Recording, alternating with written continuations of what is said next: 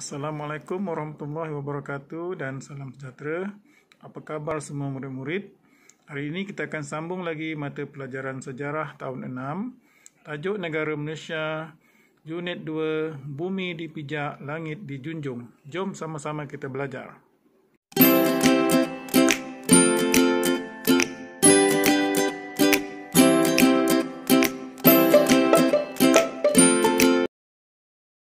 Baiklah murid-murid, mata pelajaran kita pada hari ini ialah sejarah tahun 6.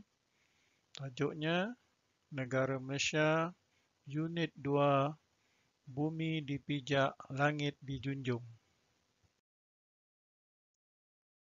Mata pelajaran sejarah, tema atau tajuk Negara Malaysia, standard kandungan 10.1, negeri-negeri di Malaysia. Standard pembelajaran pula 10.2.1, menghuraikan asal-usul nama negeri. Kemudian kes 10.2.6, menyatakan kepentingan menghormati identiti negeri. Objektif pembelajaran kita pada hari ini, nombor 1, mengetahui negeri-negeri di Malaysia. Yang kedua, memahami negeri-negeri di Malaysia. Ketiga, menerangkan negeri-negeri di Malaysia. Seterusnya yang keempat, menguasai maklumat mengenai negeri-negeri di Malaysia. Yang kelima, membuat penilaian tentang negeri-negeri di Malaysia. Dan akhir sekali, yang keenam, menzahirkan idea yang rasional tentang negeri-negeri di Malaysia.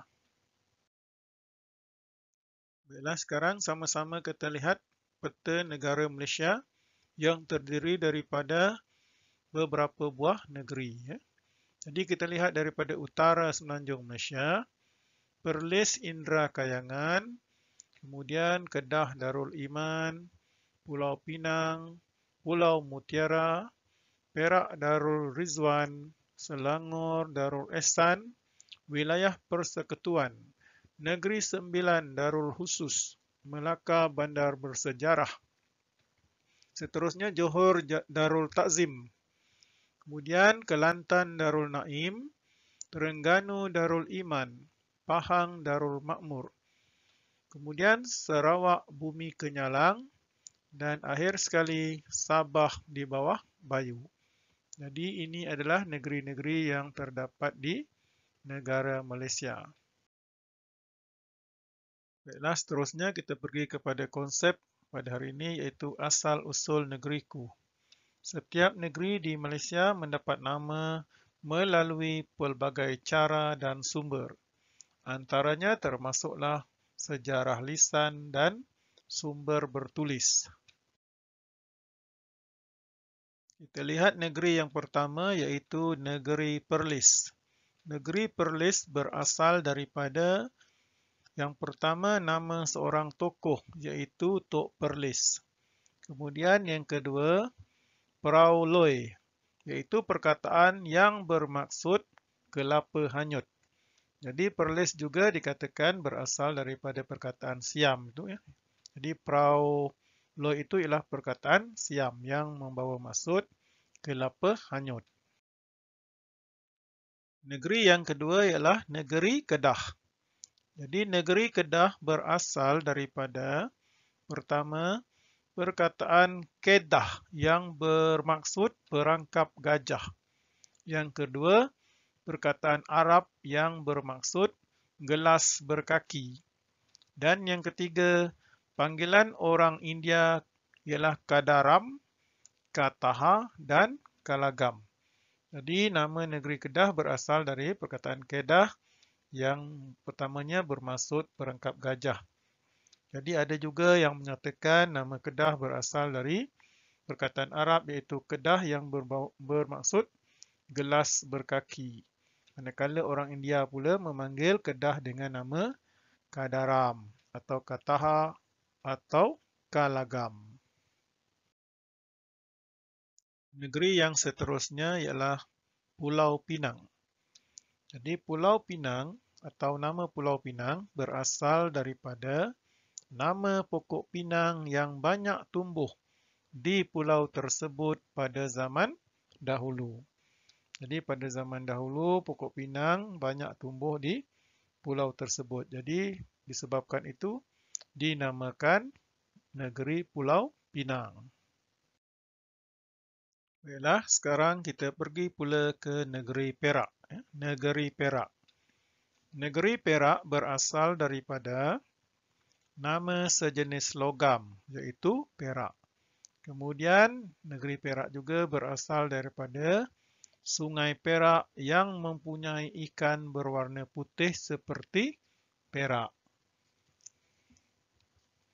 Jadi nama perak dikaitkan dengan sejenis logam iaitu perak dan juga diambil daripada nama Sungai Perak yang mempunyai ikan berwarna putih seperti perak.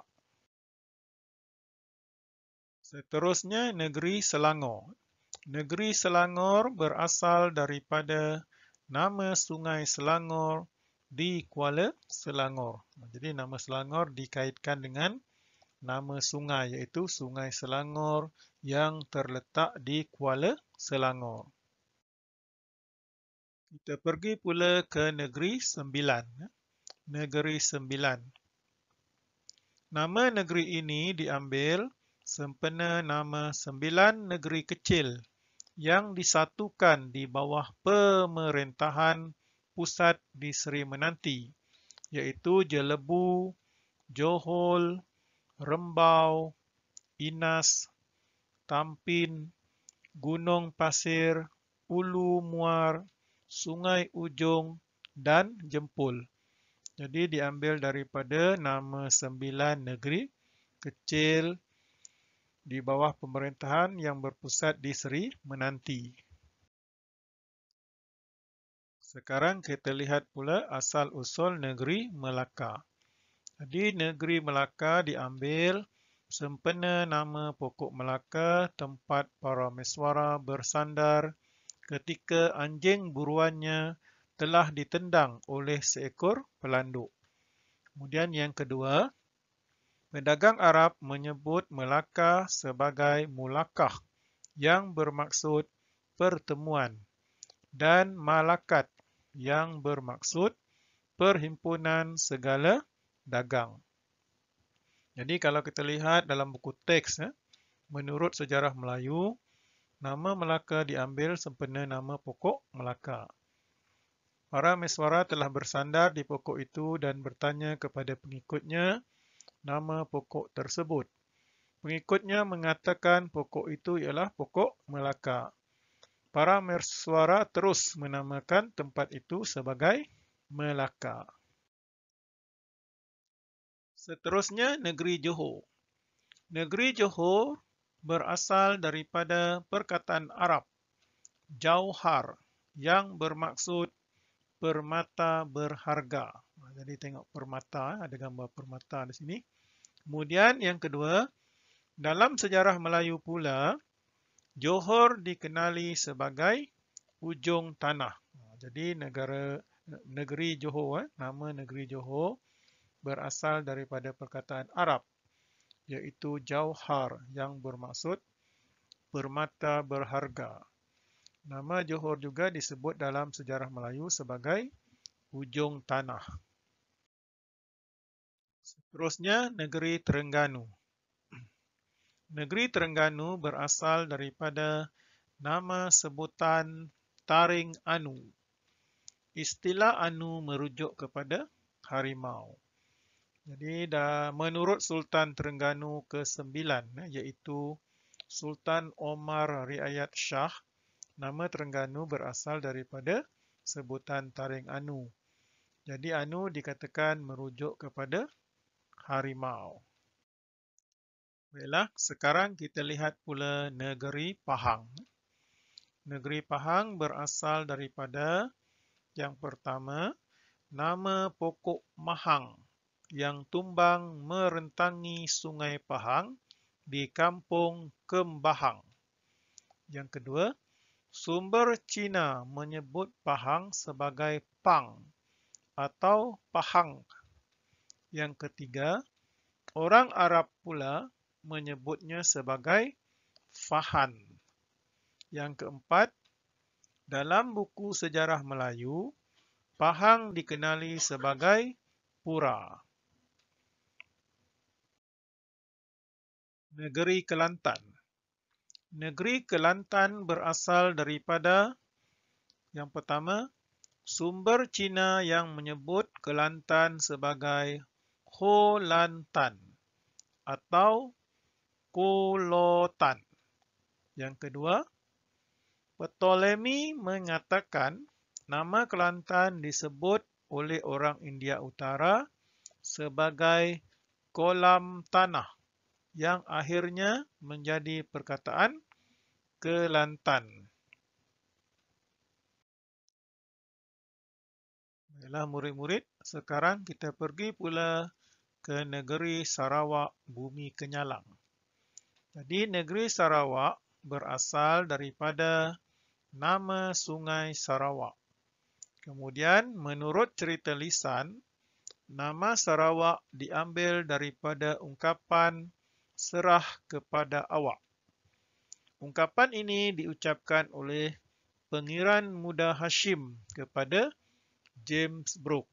Jadi nama Sarawak berasal daripada nama Sungai Sarawak. Kemudian menurut cerita lisan, Sarawak mendapat nama daripada ungkapan serah kepada awak yang diucapkan oleh Pengiran Muda Hashim kepada James Brooke. Baiklah murid-murid sekalian, sekarang kita pergi ke negeri yang terakhir, iaitu negeri Sabah di bawah Bayu.